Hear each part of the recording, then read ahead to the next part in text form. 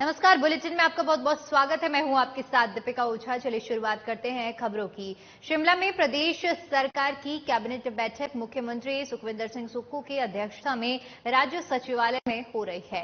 इस बैठक में प्रदेश में हुई आपदा को लेकर प्रमुखता से चर्चा की जाएगी। साथ ही साथ आपदा प्रभावितों को राहत प्रदान करने के साथ ही संभावित आपदाओं को रोकने के लिए कदम उठाने को लेकर सरकार फैसला ले सकती है। सरकार की विभिन्न योजनाओं के माध्यम से प्रभावित परिवारों की मदद की संभावनाओं को भी तराशा जाएगा। माना जा रहा है कि इस बैठक में विधानसभा के मानसून सत्र बुलाने को लेकर भी चर्चा की जा सकती है। हालांकि आपदा के बीच मानसून सत्र बुलाने पर अभी संशय बना हुआ है। मुख्यमंत्री सुक्खू पहले ही साफ कर चुके हैं कि सरकार की प्राथमिकता मौजूदा समय में आपदा से निपटने में है। प्रदेश में मौसम से राहत मिलने पर मानसून सत्र को लेकर फैसला लिया जा सकता है। हालांकि विपक्ष मानसून सत्र को बुलाने के लिए दबाव डाल रहा है। ऐसे में इसको लेकर बैठक में चर्चा हो सकती है।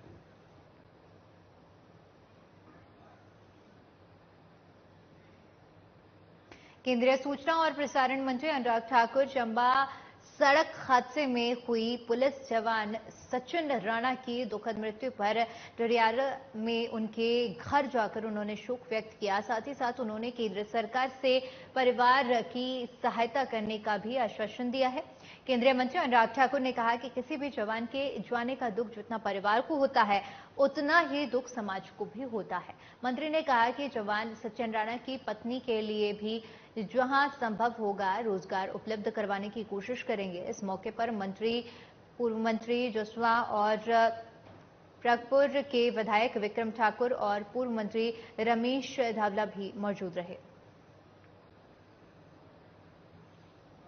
गठबंधन की आप बात कर रहे हैं, उनका अहंकार और घमंड एक नहीं अनेक बार देखने को मिला है। जहां जहां उनकी राज्य में भी सरकार बनी, उनके हाथ पैर फूल चुके हैं। अभी कर्नाटक में देखिए, विकास पर ग्रहण लग चुका है। वहां की सरकार में मुख्यमंत्री उप मुख्यमंत्री ने बार बार कहा हम विकास की योजनाएं नहीं चला पाएंगे क्योंकि पैसा नहीं है। तो ये जो घमंड में आकर कुछ बातें वो करते हैं, वो अब उनको कहीं ना कहीं पछतावा भी हो रहा है। तो इतना ही मैं कहूंगा, ये घमंडिया गठबंधन जितना मर्जी प्रयास कर ले, केंद्र में फिर एक बार मोदी जी की सरकार आएगी, क्योंकि देश जो आगे बढ़ा है मोदी जी के नेतृत्व में, वो देश और दुनिया जानती है कि भारत का कद लगातार बढ़ रहा है और अर्थव्यवस्था की दृष्टि से 10वें नंबर से 5वें नंबर की अर्थव्यवस्था बन गई। 18.5 करोड़ गरीब गरीबी रेखा से बाहर आए तो पिछले 9 वर्षों में आए। हिमाचल प्रदेश में केंद्रीय मदद को लेकर सियासत शुरू है। इसी बीच राजस्व मंत्री जगत सिंह नेगी का बड़ा बयान सामने आया है। उन्होंने कहा कि बीजेपी के केंद्रीय नेता केवल बड़े बयान देने में लगे हुए हैं, जितनी मदद होनी चाहिए थी वह नहीं मिली है। उन्होंने कहा कि जेपी नड्डा ने 200 करोड़ जारी होने की बात कही थी, लेकिन अभी तक नहीं मिला। शायद वह पैसा काल का पहुंचा होगा।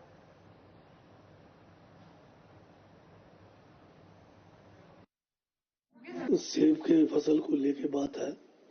हमारा लगातार जो है सेब मार्केटों में, चाहे हमारे विद इन स्टेट के अंदर है, ट्रेड हो रहा है, बहुत अच्छा ट्रेड हो रहा है। स्टेट से बाहर भी जा रहे हैं।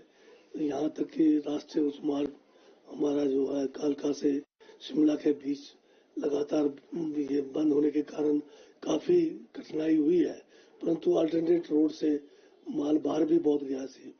तो आज की तारीख में कोई 43 लाख से ज्यादा पेटियां जो है मार्केट के अंदर, ये विद इन स्टेट और बाहर जो है चला गया है। अब 200 करोड़ की बात जो है भारतीय जनता पार्टी के जो है राष्ट्रीय अध्यक्ष जो हमारे हिमाचल से हैं नड्डा जी बोल के।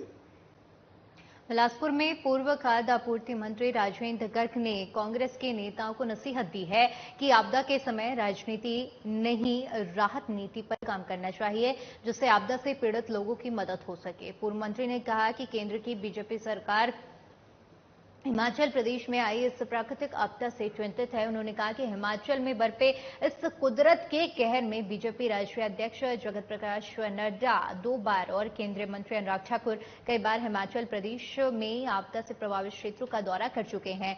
प्रभावित लोगों से मिलकर केंद्र सरकार से हर संभव मदद करने का आश्वासन दे चुके हैं।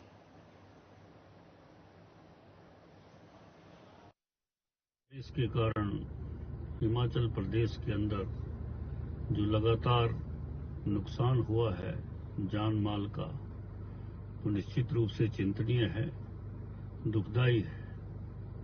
और इसके लिए जहां प्रदेश की सरकार काम कर रही है, वहीं केंद्र की सरकार भी प्रदेश सरकार की पूरी तरह से मदद कर रही है। और हमारी भारतीय जनता पार्टी के कार्यकर्ता और नेता सभी लोग पूरे हिमाचल प्रदेश में जहां जहां आपदा की घड़ी आई है, वहां पर लोगों को राहत पहुंचाने के लिए काम कर रहे हैं। राजधानी शिमला के रिज मैदान में दौलत सिंह पार्क के पास पार्क को नगर निगम शहीदी पार्क बनाने जा रहा है। इस पार्क में शहीदों के चित्र के साथ ही उनके बलिदान की गाथाओं को भी अंकित किया जाएगा। ये नगर निगम के महापौर सुरेंद्र चौहान ने दौलत सिंह पार्क में आयोजित मेरी माटी मेरा देश कार्यक्रम के तहत कही है।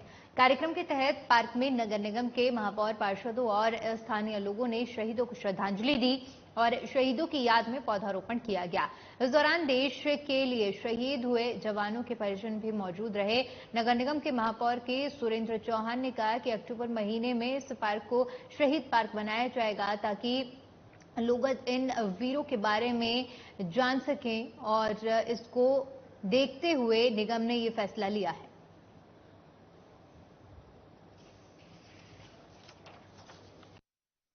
एक श्रद्धांजलि केंद्र की सरकार की तरफ से कार्यक्रम था। उसमें हमने नगर निगम शिमला में इस कार्यक्रम का आयोजन किया, मेरी माटी मेरा देश, और उसका साथ ही हम पौधारोपण भी कर रहे हैं। इसमें जो हमारे इसमें आपने देखा होगा कि शिमला से संबंध रखने वाले 7 वीरों का भी इसमें नाम लिखा गया और उनके साथ उनके परिवार के एक सदस्य हमारे साथ आए हैं, उनको भी उन्होंने शामिल किया है। हम इस पार्क को आने वाले समय में हमारे जो कर्नल साहब हैं उनको साथ हम लिस्ट इनकी ले रहे हैं। उस कर्नल साहब ने हमें कहा है कि हम उसकी पूरी डिटेल देंगे। हम इसको सुंदर पार्क इसको शहीदों की याद में हम बनाएंगे। कुल्लू की लाहौल घाटी के त्रिलोकनाथ में त्रिलोकीनाथ महादेव मंदिर में बीते दिनों स्थानीय विधायक रवि ठाकुर ने एक पट्टिका का विमोचन किया। उस पट्टिका पर त्रिलोकीनाथ मंदिर में बौद्ध मंदिर के रूप में सूचित किया गया, जो कि बिल्कुल गलत है और इस पट्टिका से हिंदू धर्म के लोगों की आस्था को भी चोट पहुंच रही है।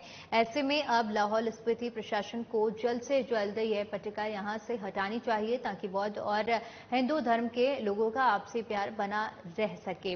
ढालपुर में पत्रकार वार्ता को संबोधित करते हुए विश्व हिंदू परिषद धर्म यात्रा के प्रांत सह संयोजक सुनील आर्य ने बताया कि त्रिलोकीनाथ मंदिर में हिंदू और बौद्ध धर्म के लोग एक साथ मिलकर पूजा करते हैं, लेकिन इस पट्टिका के माध्यम से हिंदू धर्म पर चोट पहुंचाने का काम किया है, जिसे हटाना चाहिए। विश्व हिंदू परिषद ने इस पट्टिका को हटाने के लिए 7 दिन का समय दिया है। विषय काफी चर्चा में चल रहा है कि वहां पे एक पट्टिका लगाई गई है जिसमें इसे बौद्ध मठ के रूप में प्रस्तुत किया गया है। सभी लोग जानते हैं, कुल्लू, लाहौल, जहां जितने भी हमारे महादेव के भक्त हैं जो वहां दर्शनों के लिए आते हैं, वो सभी जानते हैं कि इस मंदिर का इतिहास क्या है। वहां पे आज भी बौद्ध और हिंदू दोनों अपनी अपनी पूजा पद्धतियों के माध्यम से पूजा करते हैं, कोई रोक टोक नहीं है। किंतु वहां पे हिंदुओं की आस्था को दरकिनार करके आप उसे स्पष्ट रूप से एक ही धर्म के ऊपर कंसंट्रेट कर रहे हो, तो इससे कहीं ना कहीं हमारे हिंदुओं की आस्था को चोट पहुंची है। हिमाचल किसान कांग्रेस आपदा के बाद किसानों बागवानों को हुए नुकसान से राहत के लिए लगातार केंद्र सरकार से ऋण माफी की मांग कर रही है। कांग्रेस किसान राज्यपाल के माध्यम से केंद्र सरकार को ज्ञापन भेजने वाली थी, लेकिन राजभवन की तरफ से समय न मिलने के कारण अब मांग पत्र स्पीड पोस्ट के माध्यम से प्रधानमंत्री को भेजा जाएगा। हिमाचल किसान कांग्रेस के मुख्य प्रवक्ता कंवर रविंद्र सिंह ने शिमला में बताया कि वे पिछले 1 महीने से राजभवन से समय मांग रहे हैं, लेकिन उन्हें ज्ञापन सौंपने के लिए समय नहीं मिला है, जिसके बाद अब स्पीडी पोस्ट के माध्यम से केंद्र सरकार को ज्ञापन भेजेंगे। उधर बीजेपी के प्रदेश प्रवक्ता महेंद्र धर्मानी ने कहा कि कांग्रेस नेताओं ने जिस प्रकार से राज्यपाल पर टिप्पणी की है, वह राज्यपाल के सम्मान को ठेस पहुंचाती है। आज की प्रेस वार्ता में सर्वप्रथम तो हम श्रद्धांजलि देना चाहते थे उन लोगों को जिन लोगों ने इस आपदा के समय में हिमाचल प्रदेश में अपने लव्ड वंस को खोया है। जो भी लोग इसमें आपदा में मैं कहूँगा शहीद हुए हैं, मैं उन सभी लोगों को हिमाचल प्रदेश किसान कांग्रेस की ओर से श्रद्धांजलि अर्पित करता हूँ। हमारी प्रेस वार्ता का 2-4 बिंदु थे।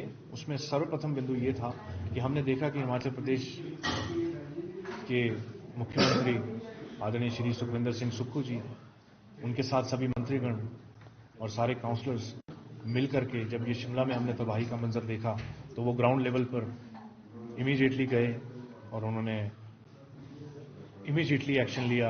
राजभवन के सम्मान को ठेस कांग्रेस के लोगों ने पहुंचाई है और इसके साथ साथ कांग्रेस का वही पहलू फिर से एक बार उजागर हुआ है, प्रदर्शित हुआ है कि कांग्रेस हमेशा की तरह नकारात्मक राजनीति करने पर विश्वास रखती है। हम सब जानते हैं आपदा की इस घड़ी में महामहिम राज्यपाल स्वयं प्रदेश के अलग अलग छोटे छोटे स्थानों पर जाकर के आपदा से प्रभावित लोगों से मिले, उनका जो दुख था, उनका जो कष्ट था उसको जाना, उनको ढांढस बंधाया। कांग्रेस की 10 गारंटियों में महिलाओं को हर महीने 1500 रुपए देने की गारंटी पर बीजेपी प्रदेश उपाध्यक्ष रश्मिधर सूद ने सुखविंदर सिंह सुक्खू सरकार को घेरते हुए कहा कि आज प्रदेश की 22 लाख बहनें आपस से 1500 रुपए की आस लगाए बैठी हैं और उन्होंने कहा कि सुक्खू भाई महिलाओं का सबसे बड़ा त्योहार राखी इसी महीने के अंत में है और मैं अपने प्रदेश की सभी बहनों की तरफ से सुक्खू भाई से राखी पर इस उपहार को मांगती हूं। आज हिमाचल प्रदेश की बहनें अपने हक की मांग कर रही हैं क्योंकि इसी वादे के साथ आप सत्ता में काबिज हुए थे।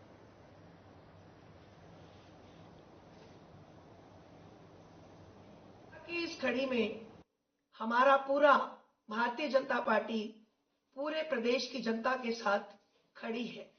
इसी कड़ी में आने वाले समय में रक्षाबंधन का त्योहार हमारे मध्य आ रहा है। मैं कांग्रेस की 10 गारंटियों पे यहां बात करना चाहूंगी। 1500 रुपए देने की बात थी और 22 लाख बहनों को आपने पहली कैबिनेट में 1500 रुपए देने की घोषणा की थी। क्या ये चुनावी स्टंट था? क्या ये सिर्फ कोरे वादे थे? रक्षाबंधन का त्योहार वो हाने पे खड़ा है। मैं माननीय मुख्यमंत्री सुखविंदर सुक्खू जी से आग्रह करती हूं कि हमारी पहली किस्त 1500 रुपए इस रक्षाबंधन में दे दी जाए।